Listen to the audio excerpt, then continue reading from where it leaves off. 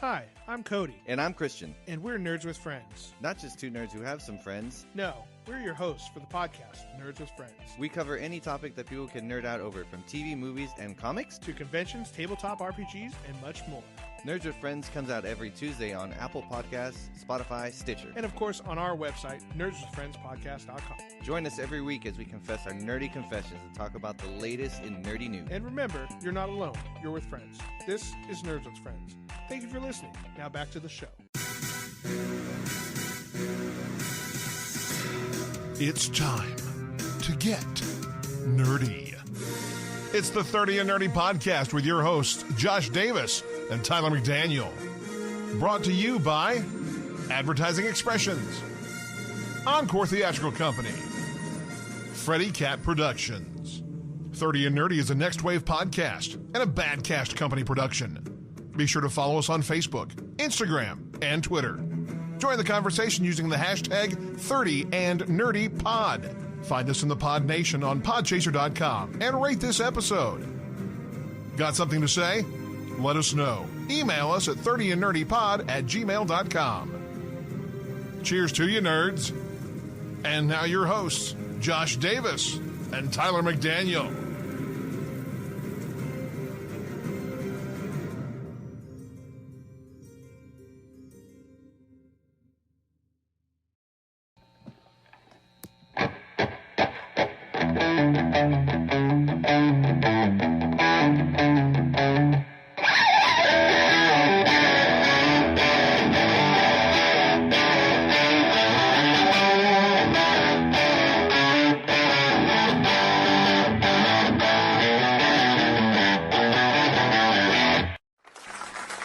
What's up, nerds and nerdettes? This is the podcast where everyone knows your name. Cheers to you. Cheers to ya. I'm Josh. And I'm Tyler, and this is 30 and Nerdy. And we are coming at you from the Fortress of Nerditude with yours truly, the registered nerd practitioner, the founder of Nerdledge, the George Bernard Shaw of Morristown, the Mac.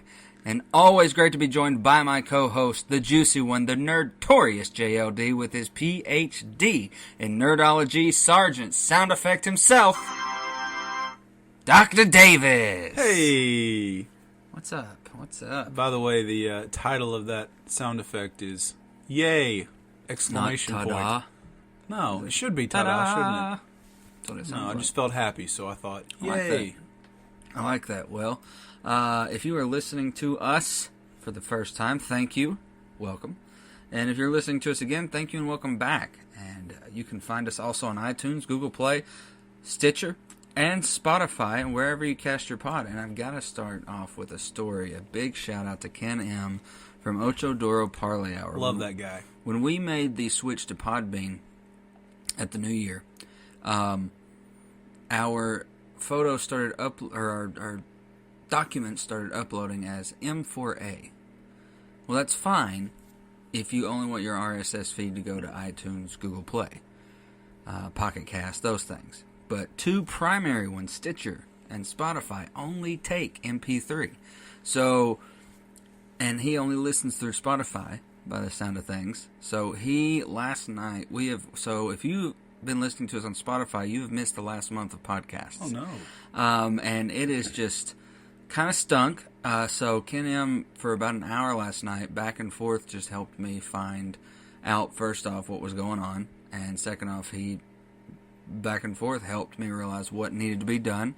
So I had to offload all of those, transfer them to MP3, which he introduced me to a way to do that, and then re-upload all of them. So that's why you might see a little bit of changes in our numbers, our viewing numbers on our Podbean, is because it's basically had to start all over. Well, thank you, Ken M. He saved the day, man. I'm telling you. Huge shout out to Ken M. You're a great guy. I don't care what anybody says about Yes. ODPH, check them out.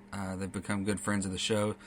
And just the whole Pod Nation and Next Wave that we are a part of. They've been helpful in so many ways, between sharing everything we post, ideas, for marketing, for episodes, stuff like that. So really a big shout out to the Pod Nation as well as Next Wave Podcasting. If you also want to, you can find us on CastBox FM. and podchaser.com. Now, the cool thing about podchaser.com is you don't just get to rate the show, 30 and Nerdy. You can rate individual episodes, and that lets us know what you like and what you don't like. However, when you're rating the show, we hope that you will be very benevolent and give us 5 stars. Yes, 5 stars. That's the sweet spot. That's what we want. And you can also follow along with the conversation as you're listening. Let us know what you think at hashtag 30andNerdyPod. And that keeps us up to date on you all listening and your all's thoughts. So, what's up, Doc? Not a darn thing, man, to be honest. To really. be completely transparent, we are having to catch up our schedule because of taking some time off because of the show and stuff like that. So we are recording 2 or 3 different episodes in 1 week. And we just released our Superman breakdown. This will release in a couple days, and hopefully that'll get us back on track. Yeah. So since I last sat down with you, yes, not a darn thing, exactly. Yeah.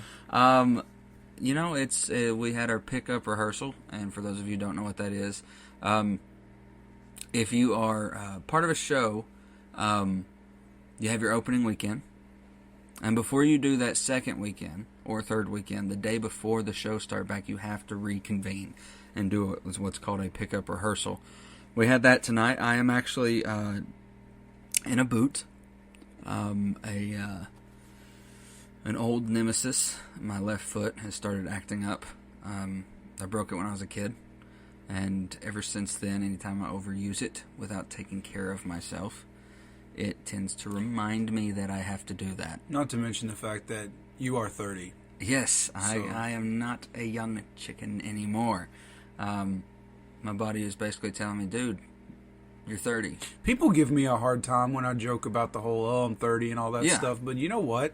I really can tell a difference. Like, things are not working the way they used to. Absolutely. I mean, we used to be able to go full force and do 5 and 6 shows at one time and stay up all night and play games and eat Taco Bell at 3 a.m. Ugh.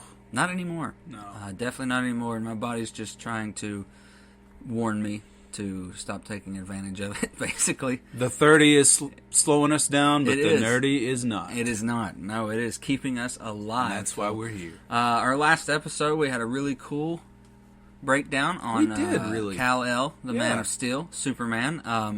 I think in doing our research and just breaking down that character, we learned a little bit more respect for him. Sure. It did not make us fall in love with him, obviously. No. We've been very vocal on how he is just not one of our favorites. No. Most Boy Scouts aren't. But it was fun. I enjoyed it. I really liked did it. too. I thought it was one of our better shows in quite a while, to be honest. Yeah. And Now, obviously, you miss things like the S stands for hope. yeah, we didn't talk about that. The S. Yeah. But still. I'm sure we'll talk more about Soups in the future at some point in some manner. Yeah. So, thank you all for really latching onto that episode. A lot of Superman fans out there that are liking it and sharing it and stuff like that. And this week, we're going back to Gotham.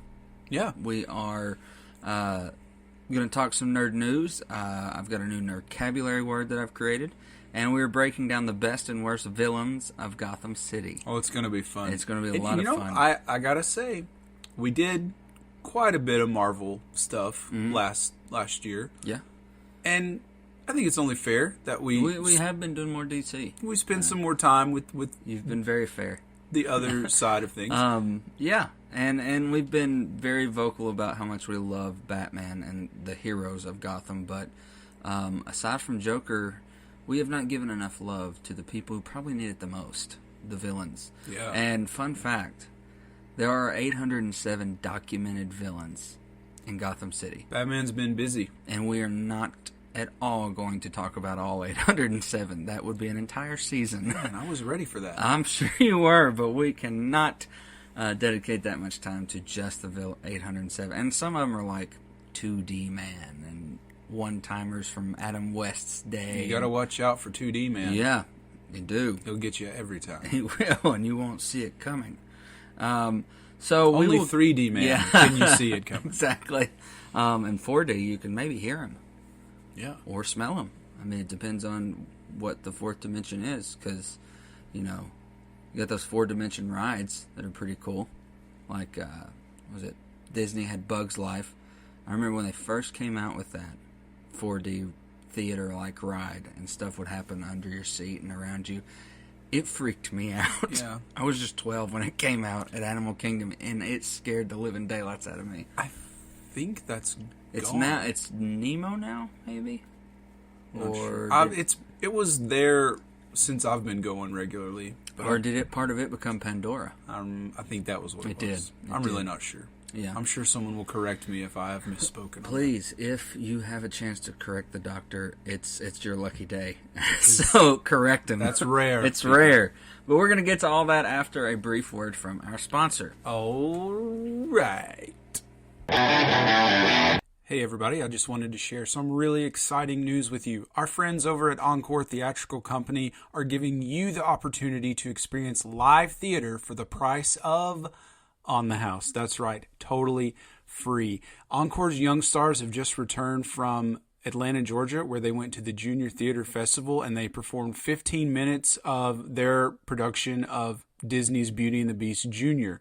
They got to perform this for some people from Broadway. They got some critique and all that good stuff. It was a big weekend for them, and they're coming back home to East Tennessee, and they're going to perform the entire show of Disney's Beauty and the Beast Junior for free. That's right, absolutely free. You have several opportunities to catch the show. First of all, February 6th at Cott County High School in Newport at 7 p.m., February the 7th at Maury Middle School in Dandridge at 7 p.m. February 8th at Manly Baptist Church in Morristown. There's 2 shows there, one at 3 and one at 7.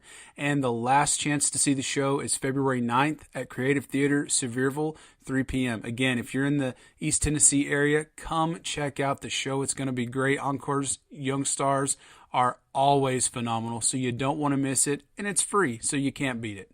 Thanks. All right, time to talk nerdy to you. So this week's nerdcabulary word is nerdfidence. So I'm assuming this is based on confidence. Yes. Okay. The confidence that a nerd has in his or her nerddom. Yeah. For instance, I have a very strong nerdfidence in my nerdledge about things like Kingdom Hearts, Supernatural, Batman, stuff like that. All 73 seasons? Yes, all 73 seasons. Like you would have severe nerdfidence in your different nerddoms, like Lord of the Rings. Lord of the Rings, Spider-Man, Star Wars. Yeah. So yeah, nerdfidence. I want to see in 2020 more nerdfidence being spread amongst us fellow nerds. Well, helping your fellow nerds out. One thing that can help you with your nerdfidence is listening to us. Listening to 30 Nerdy Podcasts. We got lots of that. On your favorite podcast platform of choice, your nerdfidence will increase exponentially. Over 9,000. Well over 9,000. So why don't we get to your favorite segment? What you watching? Why don't you start? All right, so I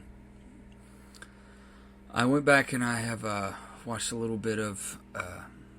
I'm still watching Clone Wars, but that's a given. Same.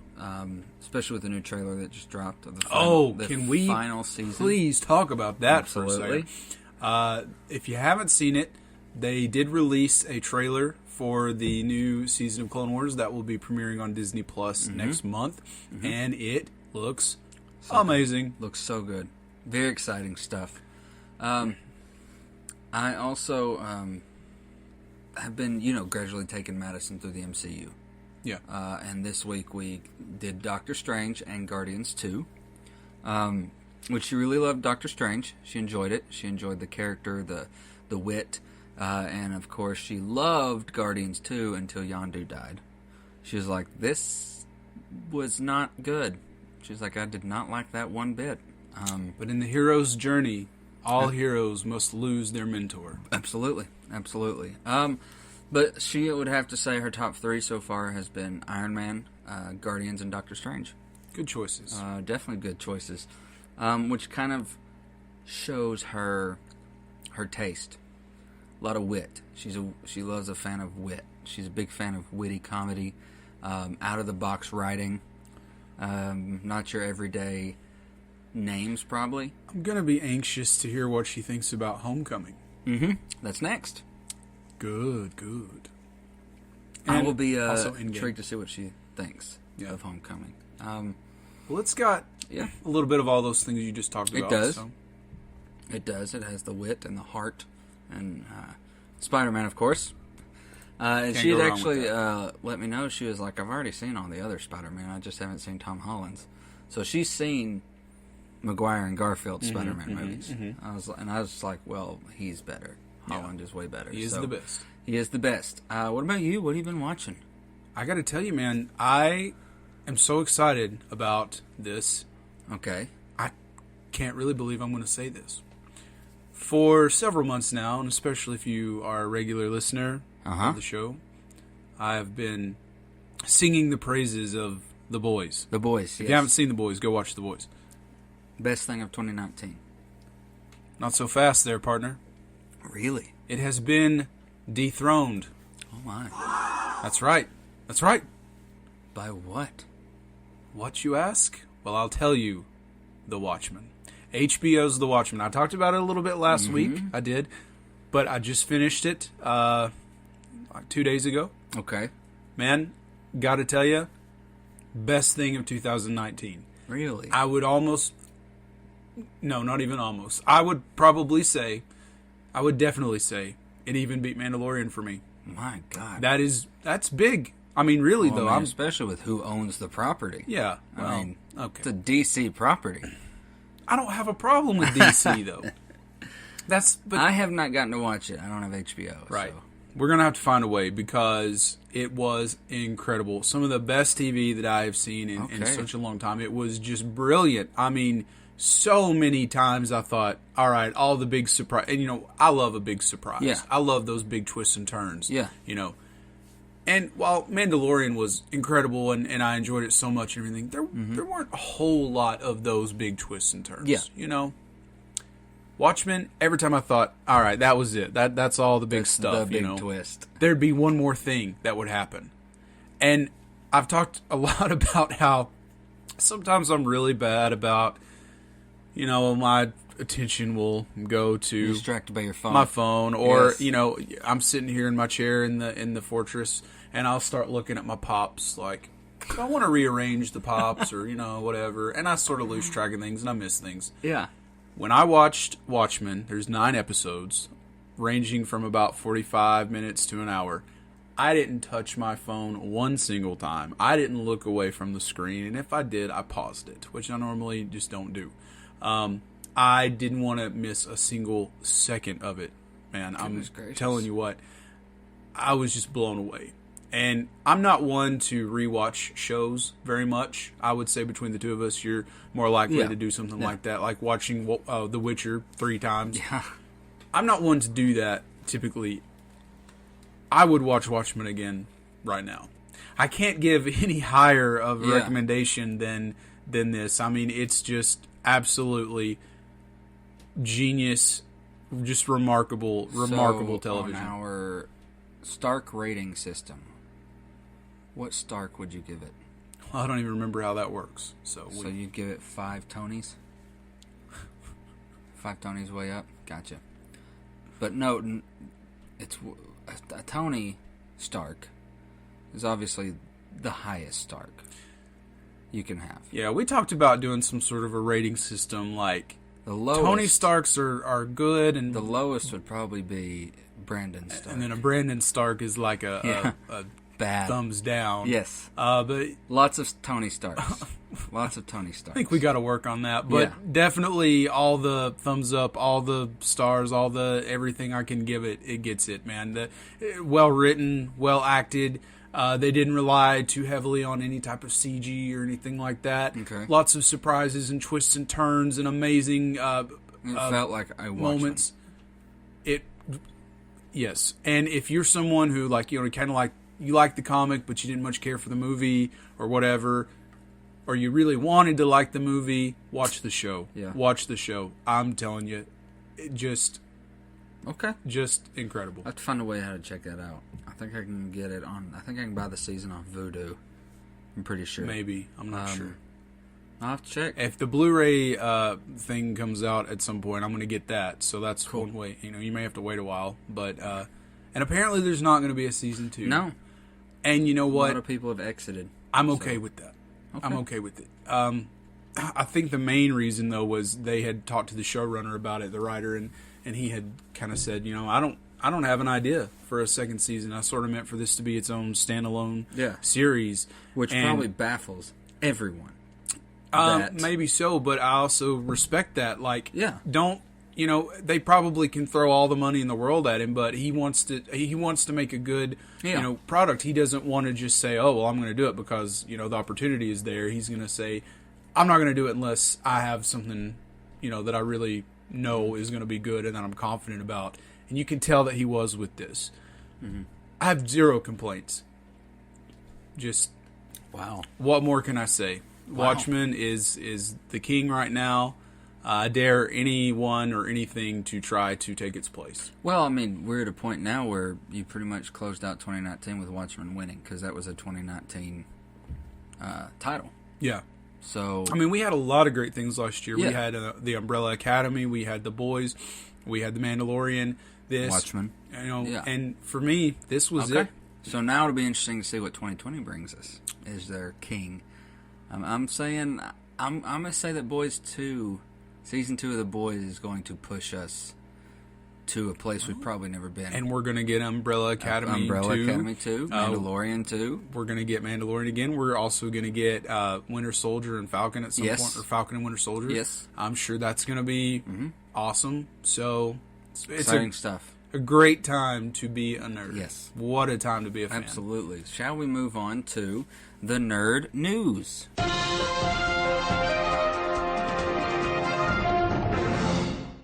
Alright, time for some nerd news. Have you heard about the PS Vue shutdown? I did hear about It's that. coming soon. I canceled mine. You did? Right before that news broke. I just didn't really feel like I needed it. Mm-hmm. So And what are you doing for cable? I'm not. Gotcha. I'm not. I've So you totally... got Netflix, Disney Plus, Hulu, And Amazon. and Amazon. Yeah. You're pretty good. That's it. I mean, you don't watch live sports, Not really. and you've got the network for any wrestling. I've got WWE Network for my wrestling and my wrestling documentaries that I love. So, one would say that cable has died in the Davis household. It has. It has. The Stream Wars has claimed a victim. I think that that's the case for a lot of people. Mm-hmm. And, PSView is fine or whatever, but as I've said in the past, there were like 5 or 6 channels that we used, and we decided, is it really worth paying 50 or 60, however much it was a month, to have 5 or 6 channels that we use? And the main reason that I wanted to keep it for so long is that Monday Night Wrestling has been a tradition in my life for 20-something years now. Every Monday night, for the most part, I would sit down and watch wrestling. Well, I mean, it affected our scheduling. I mean, you never really wanted to record on a Monday because of Monday Night Raw. And, I've just lost interest so much lately in the product, which is a shame because now that we have alternate options in wrestling, with AEW and everything, it's a shame that it's just not been grabbing my attention the way I'd hoped. We've had a bad taste in our mouths for professional wrestling these days because it's just, it sold out. And I'm really just more of a fan of behind the scenes. Yeah. And I think a lot of people, probably don't even realize it, but that they would be the same way. So many people are so jaded with wrestling right now, but we still love to know about, how the business works and what's going on backstage. How is Bree and Brian doing? Yeah. And so, listening to the wrestling podcast and watching the documentaries, the WWE Network releases top-notch documentaries. Oh, yeah. And, I know it's not what you're watching anymore, but last night I actually sat down and watched. They have this documentary series called Untold, and it was Rey Mysterio talking about his relationship with Eddie Guerrero, and it talked about their, first matches together, and talked about when they won Match of the Year in the WCW in 1997 or 8 at Halloween Havoc, and of course the death of Eddie Guerrero, and when Rey Mysterio won the Royal Rumble in honor of Eddie. In honor of Eddie. Man, and then went on to win the title. It was deep stuff. It was very, very good. So. Wow, I have to check that out. Moving on, Hugh Jackman and Sutton Foster are reviving Music Man and will debut later this year on Broadway. Now, we talked about this offline before. Not big Music Man fans, but no, not at all. I would see those two Oh, absolutely. as those roles. You got to remind me when we do our theater act You do 2. have a Sutton Foster I have a story. Sutton Foster story. You do. I got a lot of good stories about well-known people. Yeah, I've that come is to realize that. is our episode after this one. I don't So, know that anything will beat, being at the urinal with Dean Cain, with but Superman. this one's pretty good. I don't know, man. Your Ian McKellen story's pretty damn Now, good. that's the real number one. That's the winner for sure. All right, so moving on. Justin Long is heading to Disney Plus to host a game show called Shop Class. Why? What's Clue. the premise of I this guess, show? we Building never things? really had Shop Class. No. Did you? No. I don't It think we wasn't had a that. massive thing here in Morristown at high schools. You could lose Shop. fingers in that Yeah. class. From the looks of it, it is literally just him hosting a show about building stuff. High schoolers and building stuff, I think. I don't know. That's It'll going probably to be play into High School Musical. The gripping series, television. And poor Justin Long. What's he like? It's kind of like, okay, so there's this show that has Ron from Parks and Rec Nick Offerman. and our girl from SNL that was in Parks and Rec with them, Amy Poehler. Uh-huh. They have their own show together. I knew that. They actually do that stuff in real life. That's how they became best of friends. Wasn't just Parks and Rec. It was because they're DIY, always constantly building stuff to their homes, like birdhouses and bird baths, and that's something they love to do, and that they've done most of their friendship. So they have a show. That I get, because that's a passion of the two of them. Shop Class and Justin Long, I don't see those two going together. I just don't. You never know, man. Maybe he's like, oh, yeah, I was a killer in Shop Class in school, so I'd be a perfect host. Or maybe he just needs to Shop Class his career. I don't know. It doesn't sound like something that I will be anxiously awaiting to put on my TV, but True. You never know. But I would say when you run out of something, but with Disney Plus, you'll never run out of something That's to true. to have to watch Shop Class. Yeah. Moving on, in a recent interview with Time Out, Hugo Weaving said that he will not be returning to Matrix 4 as Agent Smith due to scheduling conflicts. That sucks. Well, it does and it doesn't. I mean, I'd like, if they're going to continue this, we need a new villain. This would be a good time to bring in a new villain. Maybe Neo's the villain. Maybe he'll have like a little cameo. Like, I agree, maybe he shouldn't be the main antagonist, but it'd still be kind of cool to see him in there somewhere. And to hear just for Mr. yeah, that, Anderson. but just for fan service, Yeah. which is a huge thing. Recently famous and mostly hated talk show host Wendy Williams has come under fire. Celebrities are roasting her and asking for her job after she made fun of Joaquin Phoenix's cleft lip. Exactly. What a Like, jerk! who are move. you? That's ridiculous. Like, Wendy Williams, of all people, like the biggest nut job in talk show probably with the lowest ratings, because I never see her on TV, and I've never heard anyone like, oh, I can't wait to watch the Wendy Williams show. You know, she's not Ellen. I don't know a lot about her, to be honest. She's I just she's know had that- a I know she has a show, but she's had a history of not knowing when to shut up She a and mean what girl? she says. She is, and she's a little bipolar, a little crazy. There's some insanity to her. Speaking of Joaquin, another award to add. He won a SAG award for outstanding performance by a male actor for Joker.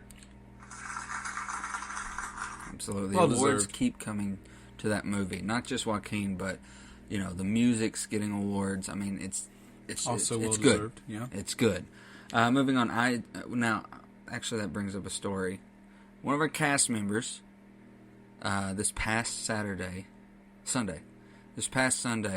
let it be known pretty harshly that he just did not find Joker. It was not solid film.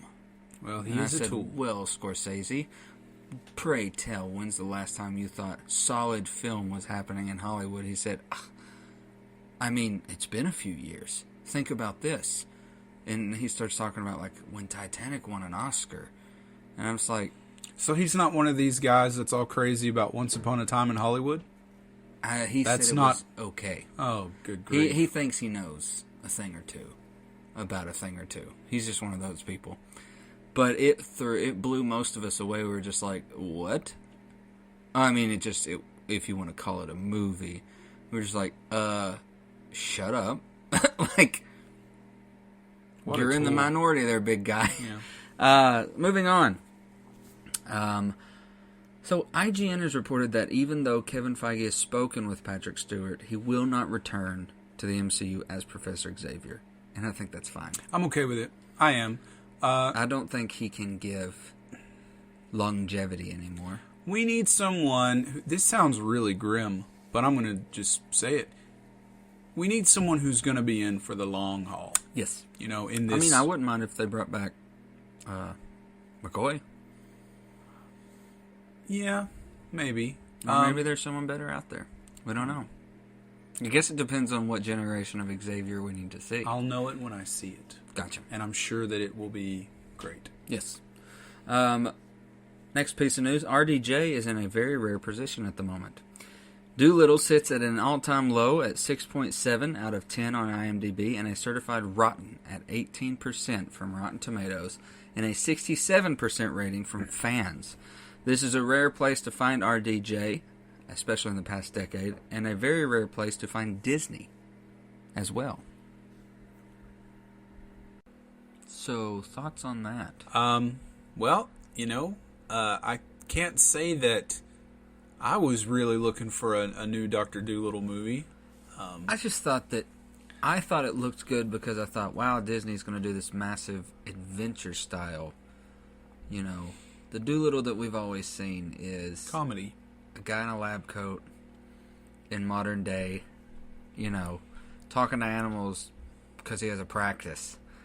I thought it'd be cool because it was Disney and it was RDJ and they made it look like this massive, you know, open fantasy world. Mm-hmm. Most people were saying it was weighted down by too many animals with too many voices and trying to change somewhat of the mythos of Dr. Dolittle. Right.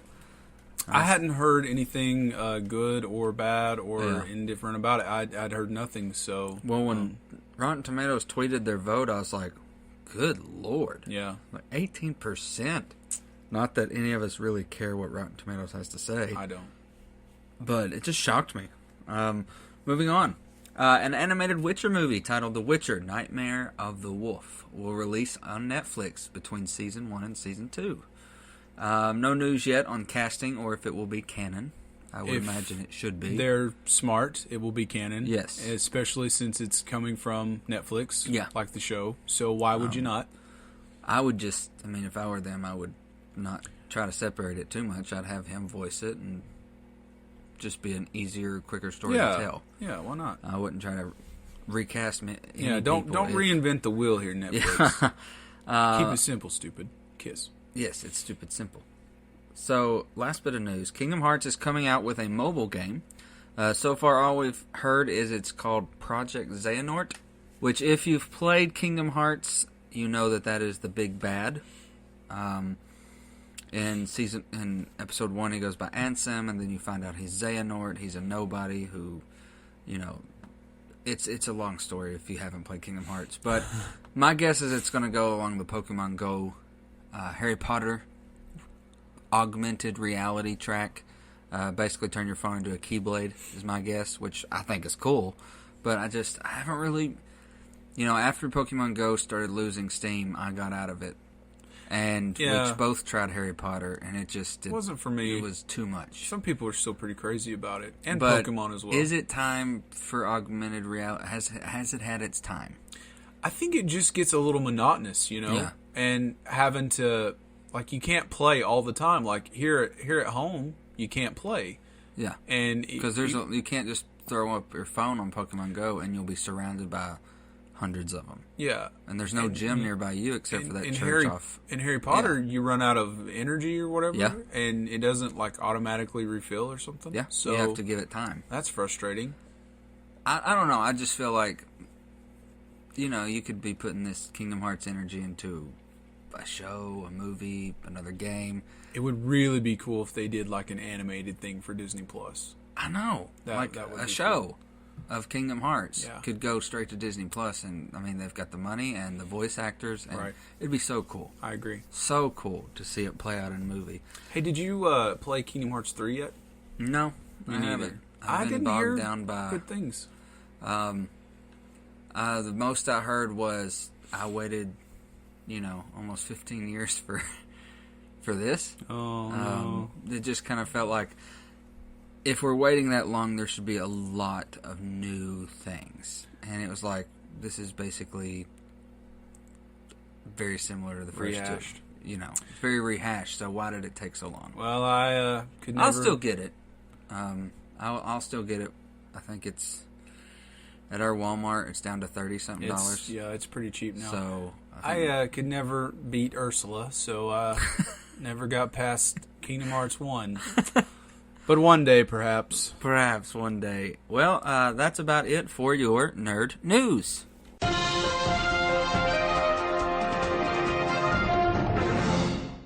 Hey everybody, I just wanted to take a minute to share with you the fact that you have a really awesome opportunity coming up here in the near future. Our friends over at Freddy Cap Productions are releasing their new documentary, Bullet in the Bible Belt, Encore Theatrical Company's American Idiot. And this is a documentary about the production of American Idiot that Encore did about a year ago. This is the first time that this show had been done in the Southeast, so it was a pretty big deal. Our own Tyler was a big part of that show as well. It was a great experience for him. And, if you want to see a little bit of that, you got to come to the premiere of the documentary. It's going to take place Friday and Saturday, February 7th and 8th at 8 o'clock at Rose Center's Prater Hall. And that's right here in Morristown. So if you're in the East Tennessee area, you should definitely come check it out. Just to get in, it's a $5 investment at the door, and that $5 is split with Freddy Cat Productions and Rose Center Council for the Arts, which is a great thing.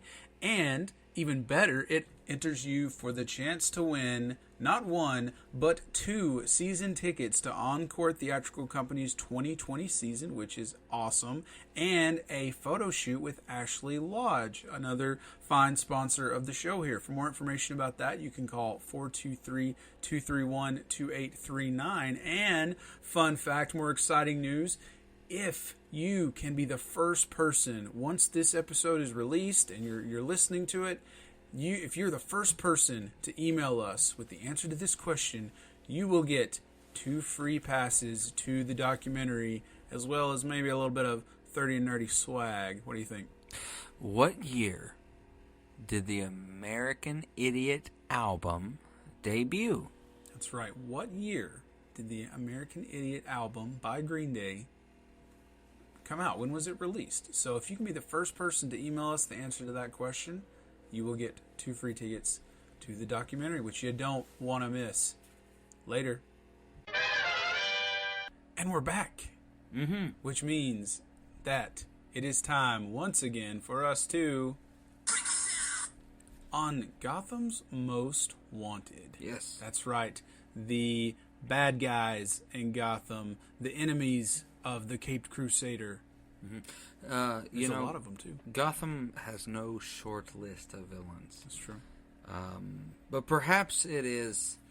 I will even cede to the fact that it may be his rogues gallery of villains that makes Batman the top echelon of comic book nerddom. Yeah. I would be the first to say that perhaps it is the bad guys of Batman that makes him the best. I think he has the best villains. Absolutely. Out of everybody. You talk about Superman's villains, Flash's villains, even switching over to Marvel, Thor's villains, Iron Man's villains. I don't think anybody holds a candle to Batman's bad guys. Spider-Man's pretty close. Close. We talked about that today, like if you could rate Spider-Man's top 10s villains. Yeah. And we even, hours later decided, oh crap, there were some we forgot. Yeah. That should Some big be ones. in that top 10. So that goes to show he's got some good Spider-Man's villains. got a good rogues gallery. But man. But in Gotham's 80 years of existence, there is an established, documented 807 bad guys. That's a ridiculous amount of bad guys.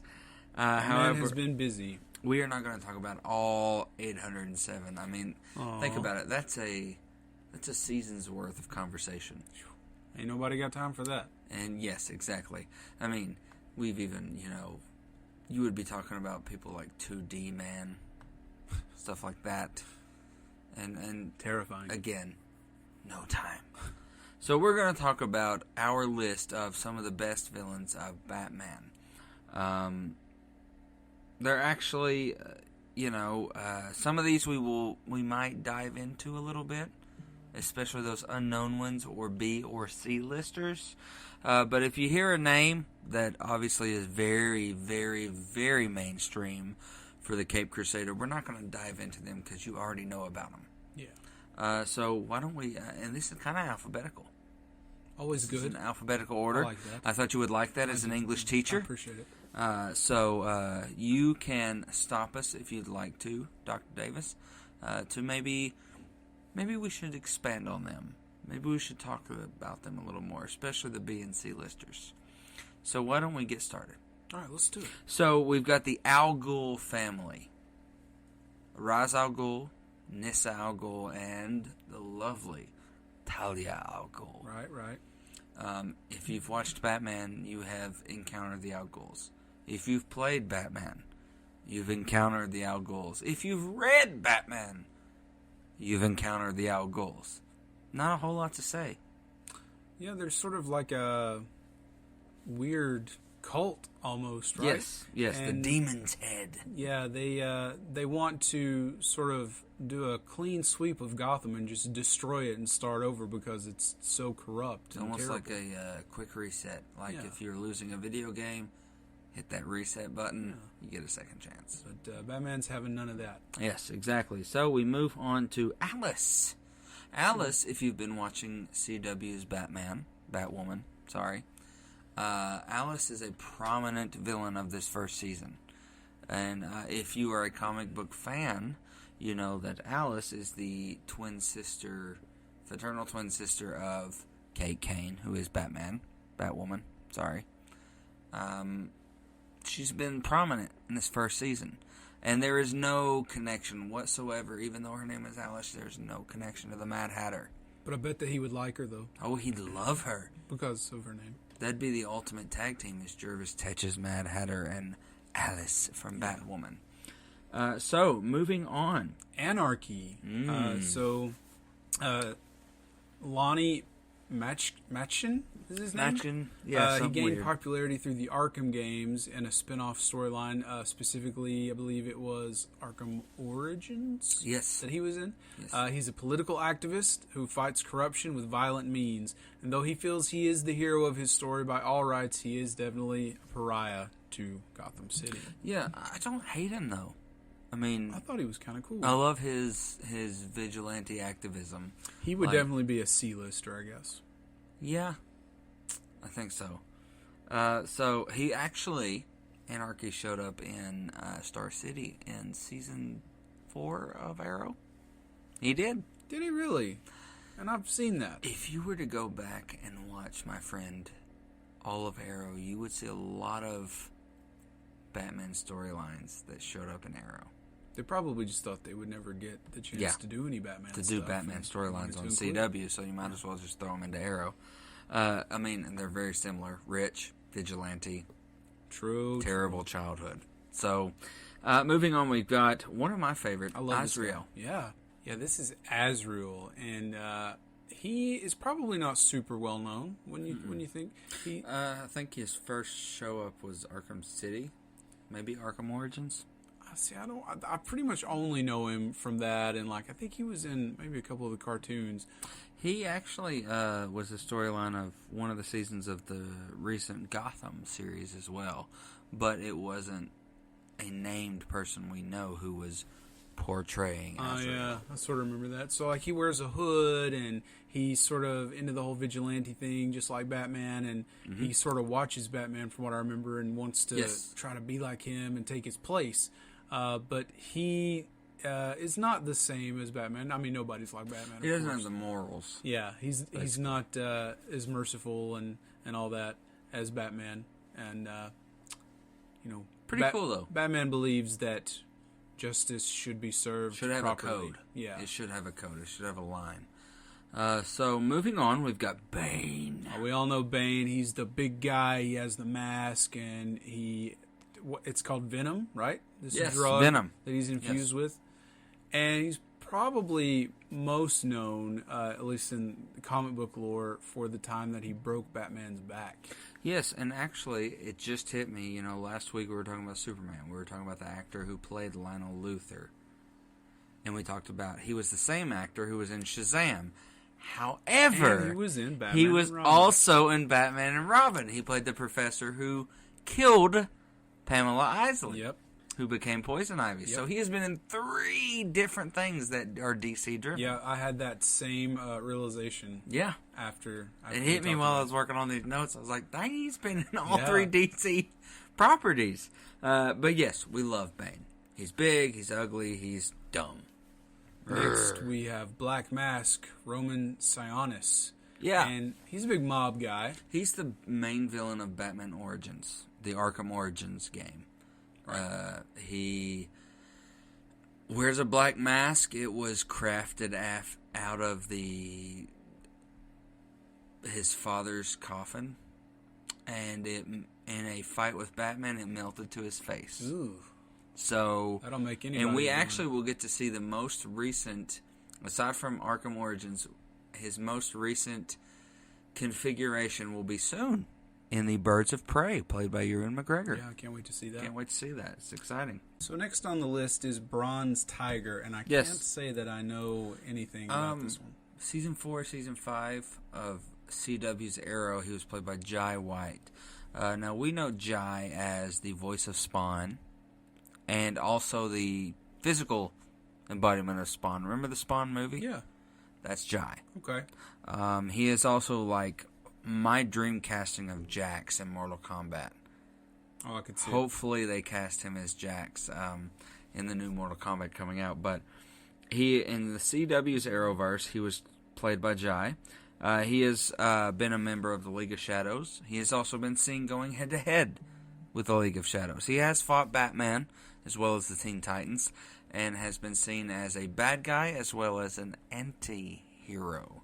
But he is like black belt times 3 in martial arts. So he is not something that you mess with. One might almost say he's similar to Black Panther. Yes. However, Bronze Tiger came first. You know that for sure? Maybe you should look it up. Maybe I will. Maybe I'm challenging you. All right, I'm going to find out while you talk about the next person. The next one is Calculator. Now, Calculator started out as kind of a joke. And he was joked about amongst not just the heroes, but the villains of the DC universe. He was kind of like the Oracle of supervillains. He was a nerd. And he highly intelligent and very good at calculating the outcome and needs for his companions. In the DC Universe game, he is who if you choose the villain side, if you have played the DC Universe game, you can choose hero or villain. If you choose the hero side, it is Oracle that speaks to you. If you choose the villain side, it is Calculator that speaks to you. Now, in CW's Arrow, he is Noah Cutler, the estranged father of Felicity Smoke. Very brilliant, very bad in the CW's Arrowverse. So that's the Calculator. So, Dr. Davis, All what right. have you come up with? Survey says, you were wrong. Black Panther, 1966. When did and Bronze Bronze Tiger come out? Tiger, 1975. Score 1 for Marvel. Next time we do Who Wore It Better, I think that one should be brought up. Okay. Yeah, absolutely. So, we just talked about Calculator. Let's talk about Calendar I Man. know this one. So Calendar Man, Julian Day is his real name. He's sort of an odd sort of fella. He is obsessed with holidays and dates, and he commits crimes on those days. And sometimes he's even dressed up in costumes to correlate with the date of the designated crime. And here's something cool. We keep talking about those Arkham games, but they're so good, and they do such a good job of incorporating all these little, not very Details. well known. Yeah, details. Even the Arkham games do good with the details. Yes, they do. So good, in fact, that you can visit Calendar Man in the downstairs part of the jail in the courthouse. So he's in jail there, and you know how like your Xbox knows the date. So like you can go visit him on holidays, and he'll talk about it's Christmas or it's Halloween or whatever. Happy 4th of July, Dark Knight. And there's an achievement you can get if you go see him on all the big days. Yeah. So Have you received that achievement? I have not. I'm not that committed. Me neither. Time goes by and newer games come out, so... And I'm busy doing other things on Christmas and Halloween than playing... playing video games. playing Arkham Origins. So we move on to one of the first A-listers, Catwoman. I think we all know Catwoman, Selena Kyle. Sometimes a villain, sometimes... Anti-hero. And even this Girlfriend. day, she is the wife of Bruce Wayne. Yeah. In this new era of DC Comics, she has become a Justice League member and the wife of Batman himself. So we have seen the evolution of Selena Kyle from, even if you 30-year-olds out there, when we were kids, it was Michelle Pfeiffer. Before that, it was Eartha Kitt. If you don't know who Eartha Kitt is, she is in the movie Holes. She plays, even you will carry me up the mountain. Wow. That's her. Hey. And she sings Santa Baby, the original version of Santa Baby. I think I did know that. That's Eartha Kitt. Yeah. And we, now in this modern era, she is, the most recent is in the Dark Knight trilogy that we've seen, Catwoman. We try to forget Halle Berry's Catwoman. Yeah. But Anne Hathaway was in the Dark Knight trilogy. She's the most recent. Other than the girl in Gotham. Well, yeah, the girl in The Gotham. show. Yes, she was fantastic as Sometimes I like to think that Gotham didn't happen. well. Sometimes, yes, I would agree. Kind of like Halle Berry there. So Yes. next one I know nothing about. This is Cheshire. Jade is the older sister of Artemis, daughter of Sportsmaster and Huntress, and thorn in the side to Nightwing and his Young Justice members. Though she has ties to Batman and her origin is pretty dark, she mainly deals with the Titans and others these days. She's a highly trained assassin with the League of Shadows and allied to Deathstroke. Her mainstream storylines take place in the popular show Young Justice, but Cheshire is definitely deserving of a place on the list, and she has a child with Red Arrow himself, Roy Harper. Didn't know that. Little darkness, yet she's kind of, I don't know, she starts out as like these are my talents, and I work for the League of Shadows. After she leaves the League of Shadows, she becomes like this contracted mercenary assassin, and she starts out as like this, whatever the money brings the job, I complete the job, I get paid. But then she falls in love with Red Arrow, they have a child, so there's that morality battle. I like the Cheshire version in the Young Justice. Now, you said you had started Young Justice. I didn't get that far. Then you probably haven't met Cheshire yet. Disney Plus happened, so. Ah, yes. Disney Plus happened. But if you would go back to the DC universe and continue Young Justice, you'll start to like Cheshire. She's great. She's fantastic. So, moving on, we've got Clayface. Clayface is tricky because he can take the form of different people, so sometimes you never know who you're really talking to. Is it really Commissioner Gordon? Is it really Alfred? Oh, it could be Clayface. How about this guy, the Clock King, William Tachman? That's clever. Has been a villain to Green Arrow mostly, but spent some time battling the Bat in Gotham. He has no superpowers or abilities other than a rigid sense of order and timing. I like that. That sounds like you as a villain. Maybe I'm the Clock Prince. You could be. Or the Clock Queen. Aha. Copperhead. This villain is one of the few that we do not really know their real identity. Mm-hmm. He's had affiliations with the Suicide Squad and the the Secret Society of Supervillains. Yes. He's a supreme contortionist, has a prehensile serpentine tail, and secretes deadly poison. Yes. Ooh. Mm-hmm. So, actually, though, fun fact, in Arkham Origins, Copperhead is portrayed by a female. I remember. You remember that? Mm-hmm. You start to see hallucinations, and you're like, oh, what's going on? And it winds up being one of the assassins hired by Black Mask, Copperhead, played by a female. So that's a fun fact. Moving on, we've got Deacon Joseph Blackfire. I did not know. Remember him? I remember him from the game. And yes. Has he only been in the game? He's been in some comics. Okay. So I only knew him from the game. He was in Arkham Knight, the Yes. fourth Arkham game. Yes. And he's a self-proclaimed deacon. Mm-hmm. Joseph Blackfire had a long history of tax evasion and other federal offenses. Yes. Interesting. He sold Like people Capone. on cons until he came to believe his own lie that humanity was fickle and he had been blessed by God. And now he has this big cult of homeless people in Gotham who like worship him. Wow. Yeah. Scary. I remember that Arkham Knight storyline. He kind of creeped me out, kind of like something out of BioShock. Those crazed fanatics that you get to meet in that game, BioShock. So moving on to another one of my favorites, Deadshot.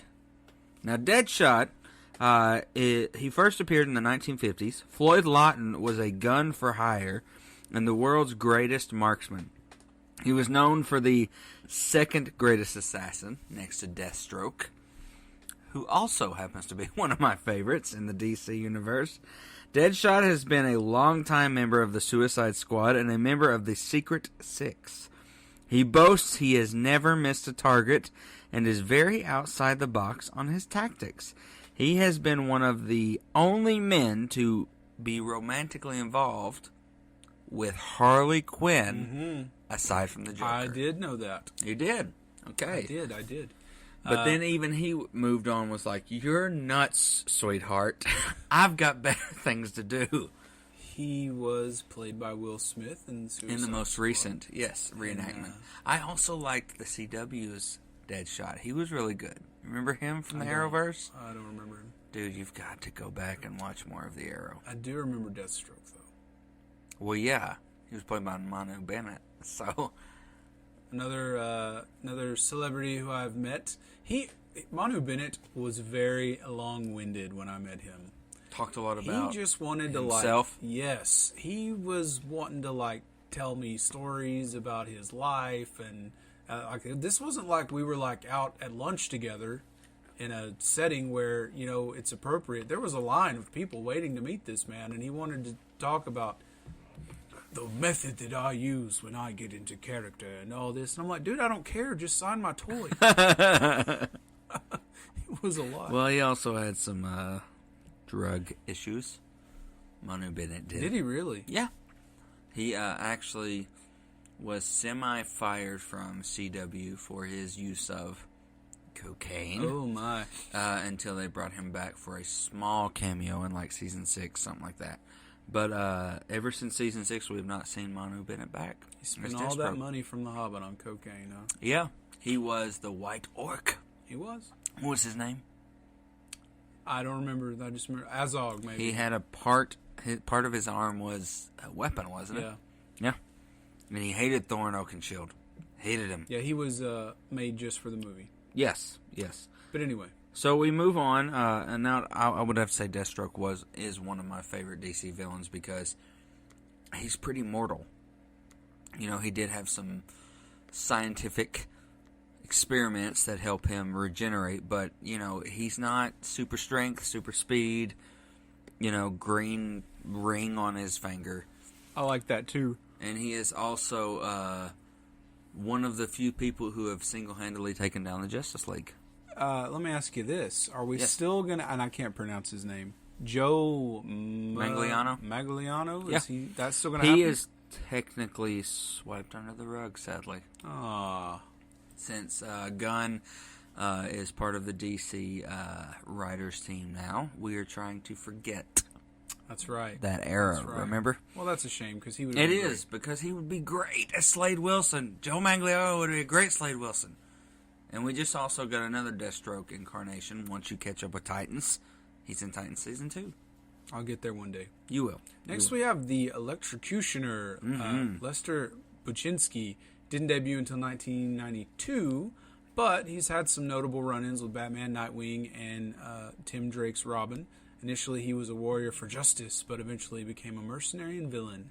He has been a member of the Suicide Squad, as well as the Secret Society of Villains. Yes. Now, moving on to the Falcone crime family. Now, if you know Batman, you know the Falcone crime family. They have been around since almost the inception of Batman. They are nicknamed the Roman Empire. It has been led by Vincent, Carmine, and Mario Falcone. Hey. Now, the most recent Carmine Falcone crime family we have seen is Carmine, and he was in the first movie of the Dark Knight trilogy. I remember that. Yes.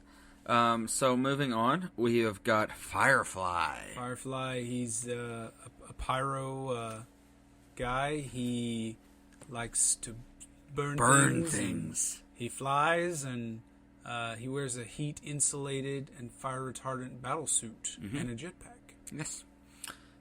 So next we have Solomon Grundy. I heard he was born on a Monday. Born on a Monday. Christened on Tuesday, married on Wednesday, took ill on Thursday, grew worse on Friday, died on a Saturday, buried on Sunday. Everyone knows who Grundy is. Whether it's the Justice League show or the Batman video game, Arkham... That was Arkham City as well, wasn't it? Because he was under the Penguin's Iceberg Lounge. That's true. Solomon Grundy. Yeah. And if you watch the Justice League show, he talks like, Grundy want pants too. He was on the old 60s and 70s. Oh yeah, he's been cartoons around for a and little stuff. while. Yeah, he's a big Not guy. part of the legendary A Squad, but close. He actually is one of the few villains, aside from Joker, voiced by Mark Hamill. Which I didn't know until just now. Yes. We like Grundy. I like Grundy because he's kind of like the Hulk. I was actually... He's not exactly the smartest, but he's just used for his strength. And Grundy has also been anti-hero as well as bad guy.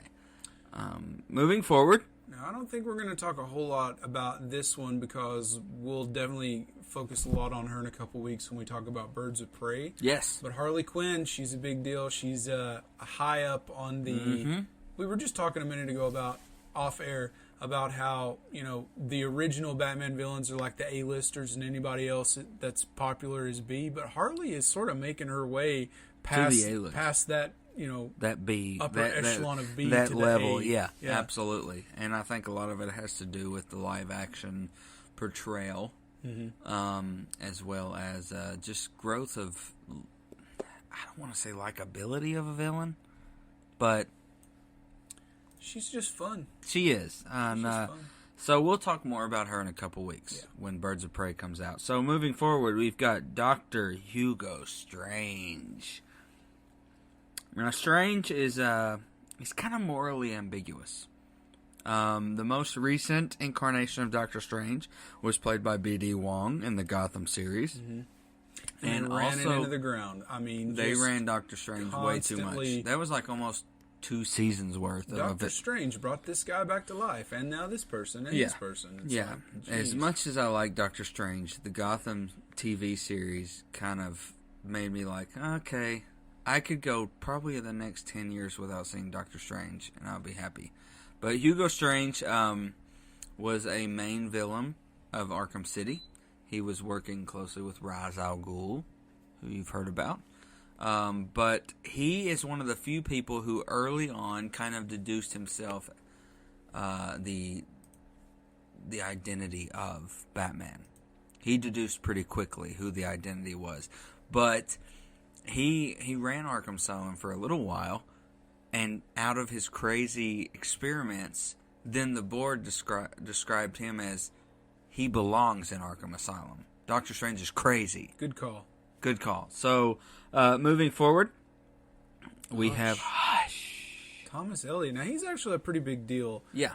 In the story, he was a childhood friend of Bruce, and though his name originates from a nursery rhyme, he lives up to it by using manipulation and guile instead of noisy signatures. When they were children, Tommy tried to kill his parents to get their wealth, but with Thomas Wayne's surgical skill, they were saved. Ever since then, Tommy has hated Bruce. Hush is the only villain to drive Joker out of Gotham at one point. I did not know that. Did you watch the most recent animated movie? I did. What'd you think? I liked it okay. Good. But honestly, I didn't feel like there was anything super memorable about it. No. I think, in all honesty, I think that would be a time where DC was trying to search, I guess is the word, to stay up to date. Like they have, there are some times where I think DC has overplayed the Joker, overplayed the Riddler, overplayed the, I think the Hush animated movie was them searching for a moment to stay, I can't believe I'm saying this, but relevant. It seems like they're trying to do some little movies based on all the big comics. Yes. So like, they did the Joker one a while back. Yeah. And they've done several things like that. Did you ever watch Gotham by Gaslight? Not yet. I haven't either, because I've been very Hesitant. Yeah. Yes. So, moving on past Hush, we have Joe Chill. He's widely accepted to be the person who pulled the trigger and shot Killing Bruce's the Waynes parents. of Martha and Thomas Wayne. Not a lot to say about him. Now, this next person, a lot of people probably don't know much about. Yeah. I mean, he is just, he's so obscure that I don't know if anybody would really know him. We haven't talked about him a lot. Yeah. His name is the Joker. Yeah. No big deal. He's just the ultimate arch enemy of Batman. Yeah. The clown prince of crime. Yeah. And if you don't know who the Joker is, then I don't know why you're listening to our podcast. Exactly. To be honest with you. So moving on, we've got Killer Croc. Holy moly. Now, your favorite part of the Suicide Squad movie, correct? Yeah, I hated this guy. So Killer Croc, Waylon Jones, before the most recent rendition of him in Suicide Squad, the movie, has been kind of terrifying. Big crocodile man, eats people, carnivorous. But after the most recent rendition of him in Suicide Squad, I did not take him that serious. Beautiful, man. Oh, beautiful, bruh.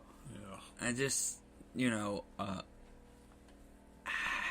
just didn't work for me. Also, the most tedious, annoying, frustrating part of Arkham Asylum video game was Oh my gosh, you're in when the you're sewers. running. You're trying to get these like spores from Yeah. the sewers, and You're Croc is running down different paths. Well, but you had to walk slow, and you had to crouch, and you had to because he kept popping up out of the water to eat you, and you had to throw the batarangs at him. Yeah. Oh, it was annoying. Very annoying. So, moving forward, and also Killer Croc, that storyline kind of introduced us to Cash, though.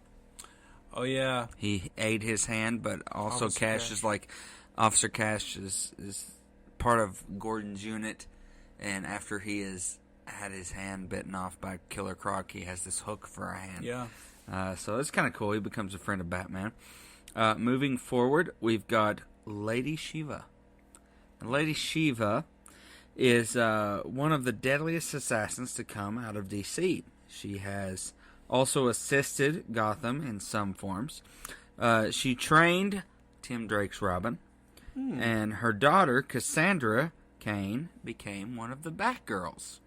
She is able to read body language and anticipate her enemy's next move. So that's pretty interesting. Lady Shiva actually pops up I'm pretty sure also in Arkham Origins. I don't remember. Or is it Arkham City? I don't remember at all.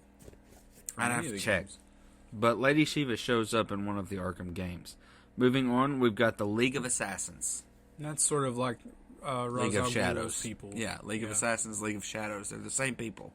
They are the followers of the Al Ghul family in the ploy to destroy Gotham and rebuild it from its ashes. And that was the focal point of the first Batman movie in the Dark Knight trilogy. Yes, and some very mentioned League of Assassin members are Nissa Al Ghul, Lady Shiva, Merlin from the Arrowverse, Deathstroke, Bronze Tiger, Cassandra Cain, and even Bane for a small point. I think I knew that. Yes, moving forward, we've got one of my also all-time favorites, Mad Hatter. I like this guy too.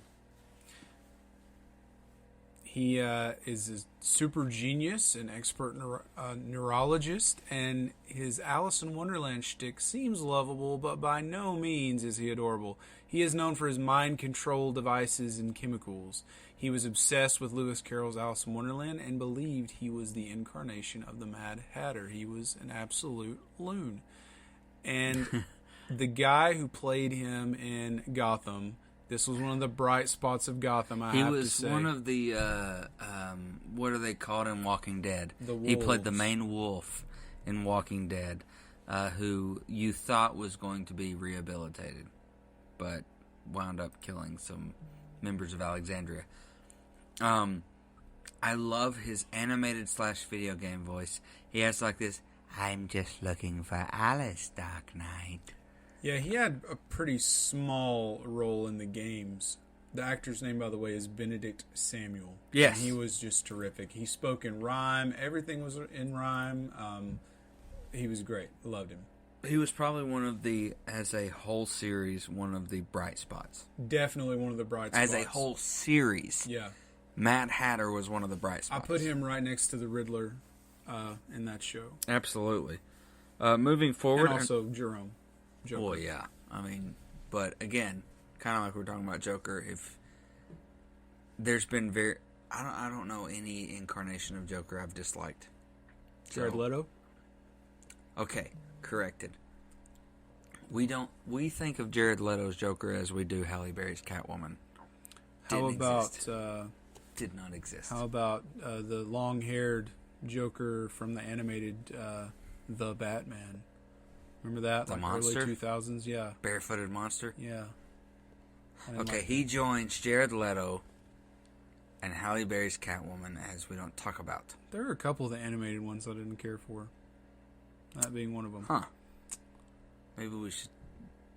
We'll discuss this when later. we have the Joker 2 on 30 and Nerdy, when we talk about Joker again, you know. We'll figure that out. So moving on, we got Man-Bat.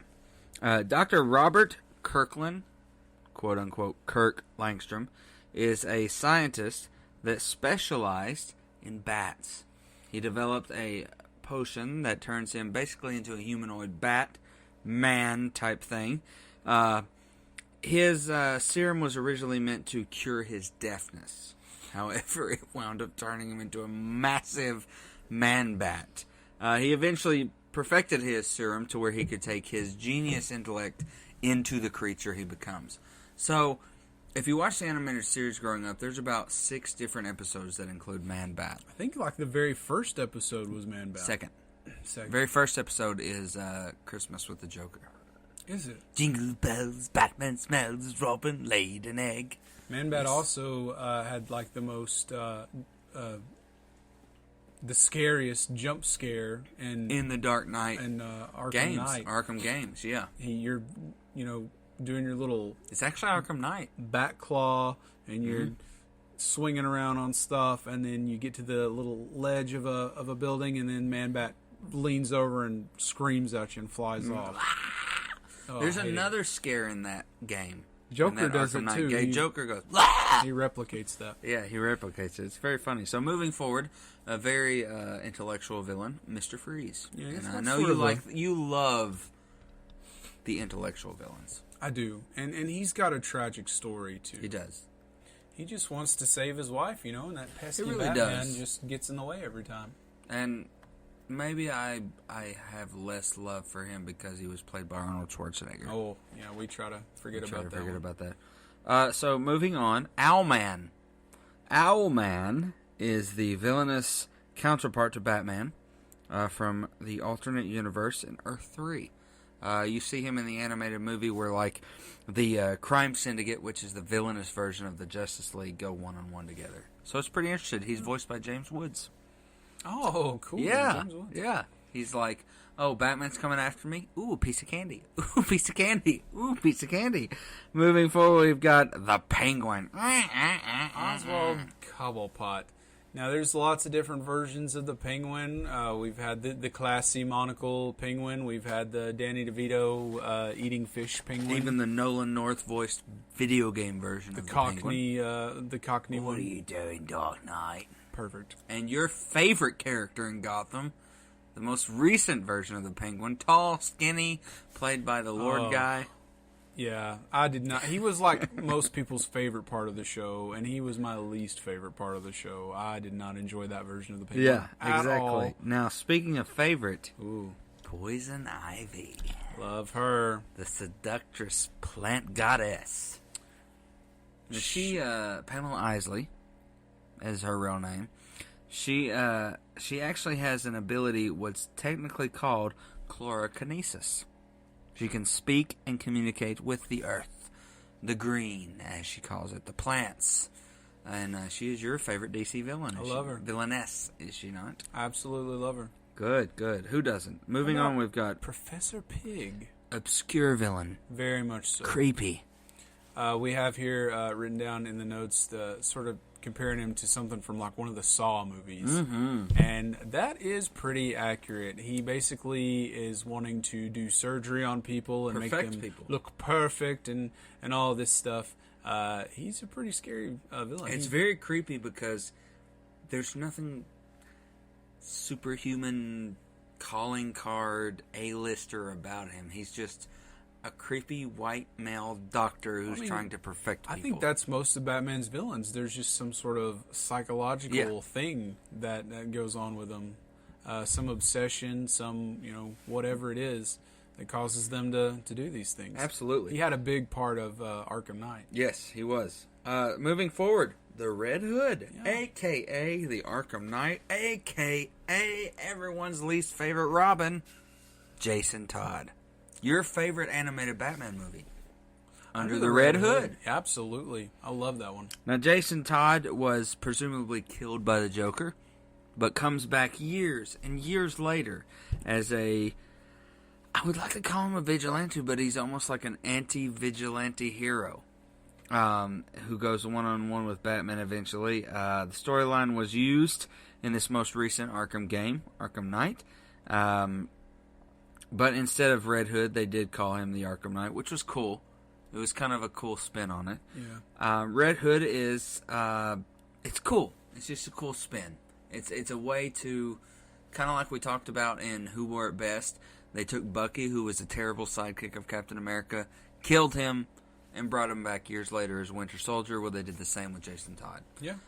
So moving forward, we've got Josh's favorite male DC villain, the Riddler. Riddle me this, riddle me that. I love him. He's smart and he's got lots of games and riddles for Batman, and I think Absolutely. that's fun. I think he challenges Batman at a level that nobody really ever challenges him. He can. Intellect. And did you know that there was one point in the comics where the Riddler figured out who Batman was? He figured out that he was Bruce Wayne. I did not know that. Well, he had cancer, right? And he went to the Lazarus pits so he could be reborn and everything. And you know that it also has side effects. Yes. So part of it was it sort of enhanced his intellect even more. Mm-hmm. So now he kind of really does have superpowers almost. But he figured out exactly who Batman was. It's true. Look it up. Did he attack Bruce? I don't think so.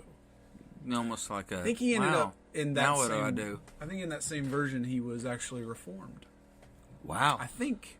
Well, there's a whole don't quote me comic on book version where the Joker's reformed. Yeah, I'm working on reading that right now. Yeah. Was it White Knight? Yes. Yes. The really cool fact that I know about the Riddler is he is actually the Original Riddler, played by Frank Gorshin in the Adam West era, is Mark Hamill's favorite villain of all time. Is Frank Gorshin's Mark Riddler. Hamill has good taste. Yes, he does. Moving on, we've got Jonathan Crane, the Scarecrow. Yeah. Now, he's a genius in chemistry as well as psychology, but most of us know him as the sack-wearing, fear-monger Scarecrow. If you're a casual fan, you might know him as the villain from the first Dark Knight, the Dark trilogy, Knight trilogy movie. played by Batman Begins. yes, and Batman Begins. But most notable fans will know him from the animated series as well as Arkham Knight. He is the main villain, voiced by Lord Denethor himself from Lord of the Rings. John Noble. Very creepy. He's a creepy villain. Great opportunity to scare people. Moving forward, though, we've got Sportsmaster. Lawrence Crock is the husband of Huntress and father to Artemis in Cheshire. He is a former pro athlete who used sports like weapons and is a master of hand-to-hand combat. He was one of the main foes to Robin and Batgirl for a time. And we've all learned something, because I did not know him. Yeah, he's actually a primary villain in the Young Justice series on DC Universe. And I got to get through that Young Justice. You really do. I'm gonna You'll do learn it. a lot I'm going to do it. going through that. Moving forward, we've got Simon Stagg, which he's in Arkham Knight. He's in the Dirigibles. You have to Yeah. help him, but he's actually a bad guy. Yep. He's also a prominent name in the first season of CW's Arrow. He is just the CEO of SAG Industry, and he's kind of like Lex Luthor in a way. He's like Gotham City's Lex Luthor. So look him up. I didn't know him outside of the game. Really? Yeah. So moving forward, we've got Talon. Talon is the leader of the Talons, who are actually the bodyguards of the Court of Owls. Which, if you know Batman, if you know DC, you know who the Court of Owls are. Court of Owls, they're sort of the secret society that runs things in Gotham. Yes. And they're not nice people. They are not. Talon is actually known as William Cobb and has the ability of cellular regeneration. I did actually read all the Court of Owls, well, the most recent thing that they did with Court of Owls, but I don't remember a lot about it. I do remember Talon. There was a time where Nightwing gets so pissed off at Batman, he becomes the new Talon. Wow. Yeah, it's weird. So, moving forward, we've got the Ventriloquist and Scarface. Love these guys. Go ahead, Dr. Davis. So, here's what I know about Scarface. Scarface is a dummy, a puppet, and he was carved from a tree that was planted next to or in or around the grave of a mass murderer. Is that right? Yes. And he is able to convince this guy, well, in his head, Arnold Wesker, who is the ventriloquist, he has dissociative identity disorder. So he thinks that Scarface is making him do all these terrible things and committing all these crimes. But it's really him. It's actually he's him. crazy.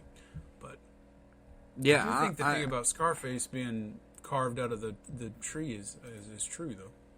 Yeah. So, shall we continue? We've got Two-Face. Now, Two-Face, everyone knows Harvey Dent. He used to be a longtime friend of Bruce as well as Batman. He was like the White Knight of Gotham. He was the district attorney who would take down like mob bosses like the Falcone, the Maronis, things like that. However, one night during a case, the Maronis threw acid in his face. And Harvey Dent already had somewhat of an anger problem. So this kind of broke his, not just his physical form, but his psyche as well, and was born Two-Face. Now, he kind of became obsessed with, like, chance. His calling card was flipping a coin. Heads, you lived. Tails, you died. Or heads, the good thing happened. Tails, the bad thing happened. Everyone knows who Two-Face is. Some people might say that Aaron Eckhart was the best part of the Dark Knight. So we have this story. Okay? we both went to college together, as well as the Reverend Rance himself, Logan Roach. We have this theater teacher who, in our theater class, after The Dark Knight hit theaters, truly believed that the greatest performance out of that movie came from Aaron Eckhart's Two-Face. And he was great. Don't get us wrong here. And Eckhart was wonderful. It was good. But come on, he doesn't hold a candle to Heath Ledger. Exactly. Ain't nobody holding a candle like, to legitimately, Heath Ledger. that was the first time I'd ever seen anyone walk out. Logan walked out of his class after that comment. And it just... That's a running joke with us to this day. By the way, just to back up a second, the thing I said about Scarface, I'm not finding that anywhere, so I don't know where that came from. What, where the tree? Yeah. It came from the game. They talk about it in the game. Really? Okay. Arkham... Well, I'm not Asylum seeing or it. City I'm 1? not seeing it on the fandom DC database. So hopefully, I'm not spreading It's lies. It's somewhere in a mythos, but it might not be every mythos. That's the fun thing about comic mythos, is it can be in some universe of mythos, but not in all. So I guess a version of A version of it is he was carved out of that tree. yeah, carved out of that tree. So moving forward, we've got the final villain on our list, and I don't know if you call her villain, but Amanda Waller, the head of Task Force X, the Suicide Squad, one of the few people who could ever outthink any of the heroes, belongs on this list. She can be pretty brutal. She knew pretty early on that Bruce Wayne was Batman. She had some cameos in the other DC movies, I think, didn't she? I remember her being at the end of one of them. But she, in the animated Suicide Squad thing that came out a while back, like the first or second scene, like she blows these dudes' heads off. Yeah. She tranquilizes them, and then they wake up and they've got these chips implanted Bombs in their in the heads, back of their head. right? And she's like, you know what? If you try to walk out of this room, I'm just gonna blow you up.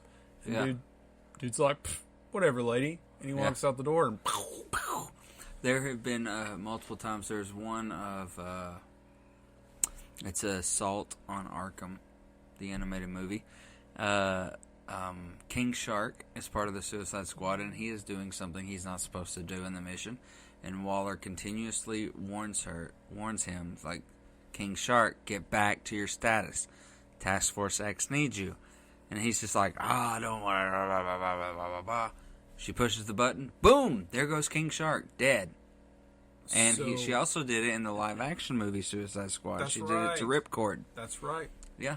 So, wow, I just found this out because of your notes. Knowing that Gotham would always need a Batman, she had the DNA rewritten in Terry McGinnis' father to basically create a new mini Bruce to carry on the mantle. Now, Terry McGinnis, if you don't know, he is the Batman in the future in Batman Beyond. Yes. And I did not know that was his origin. Yeah, she had it rewritten. Is that in the show at some point? Yeah. It actually is answered in the crossover episode of Batman Beyond and Justice League Unlimited. Terry kind of gets the hint that it happened, and so he goes and sees at her mansion old woman Waller, and she says, Terry, what you don't understand is he might have been my greatest foe, but the world needs a Batman. Wow. So yeah, it wasn't Bruce who had your DNA rewritten. It was me, because the world needs a Batman. And I remember watching that, going, oh my gosh, she's a hero too. Like, I don't know what to think about her. You are just a wealth of knowledge with all the DC animated stuff. I'm the DC guy. You are. So I remember a time years ago when I would say, Tyler, man, you are really a DC guy. And you'd go, no, I'm not. I'm not a DC guy. And now you wear it like a badge of honor. Of course I do. Somebody has to be honored to be a DC guy. It shows sometimes the doctor knows even before you know it yourself. That's true. That's a very good point. So listen, this has been a long list of scary. Holy long list of scary Batman. Yes, exactly. Thank you, Robin.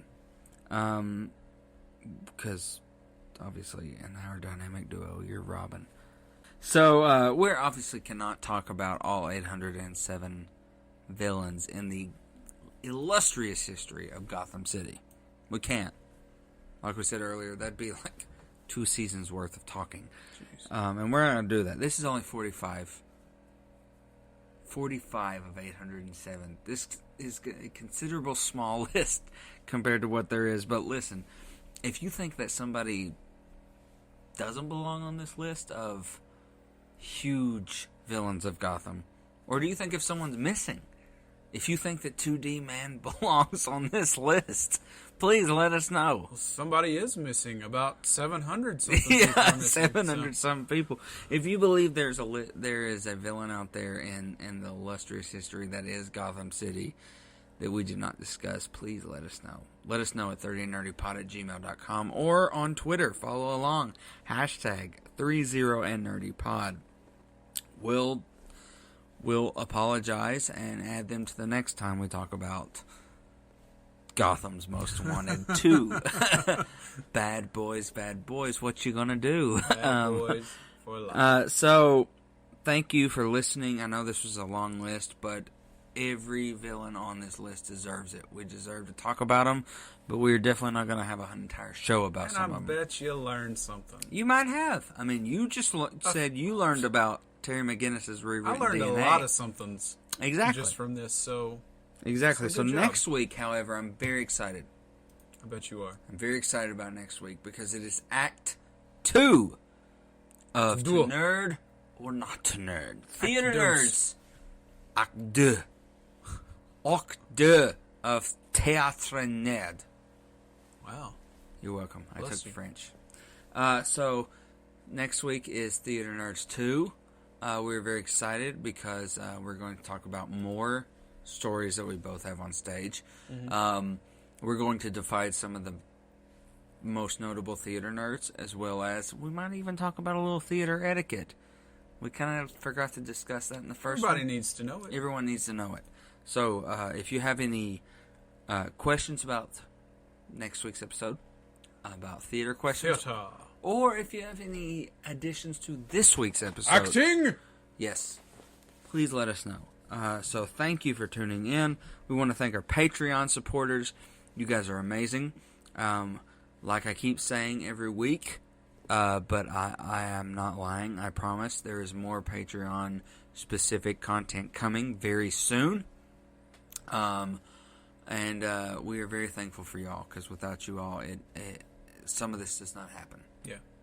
So thank you very much. And so that's all I got, Dr. D. So what about you? Hey, man. That I feel very satisfied. We've talked about some great villains. I've learned a lot of things. I've gained some nerdledge. That's always a good thing. And, I even enlightened you. hey, take it when you can, buddy. Absolutely.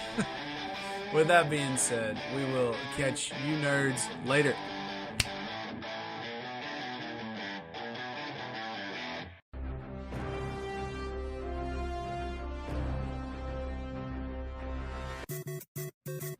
You've been listening to the 30 and Nerdy podcast with your hosts, Josh Davis and Tyler McDaniel. Brought to you by Advertising Expressions, Encore Theatrical Company, and Freddy Cat Productions. 30 and Nerdy is a Next Wave podcast and a Badcast Company production. Be sure to follow us on Facebook, Instagram, and Twitter. Join the conversation using the hashtag 30andNerdyPod. Find us in the Pod Nation on podchaser.com and rate this episode. Got something to say? Let us know. Email us at 30andnerdypod@gmail.com. Cheers to you, nerds. That's all, folks.